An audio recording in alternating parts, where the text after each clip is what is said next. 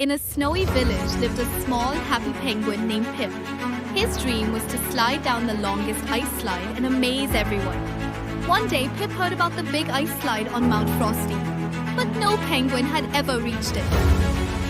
Pip built a tiny, colorful sled by himself using ice, wood, and candy canes. On his first attempt, Pip tumbled down a small hill, flipped upside down, and broke his sled. Ha ha ha! At that moment, a big soft-hearted bear named Fluffy arrived and said, "Don't worry, friend, I'll help you." Fluffy made Pip practice sliding, jumping, and rolling. They laughed and rolled around on the snow together. Finally, Pip and Fluffy began climbing Mount Frosty using ropes, slipping, laughing, and sometimes falling on each other. At the top, Pip pushed himself on his sled. He zoomed down like lightning, spinning, flipping, and screaming with joy.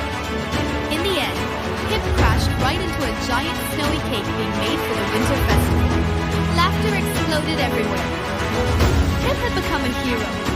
Everyone clapped and cheered, and he received the funniest penguin award.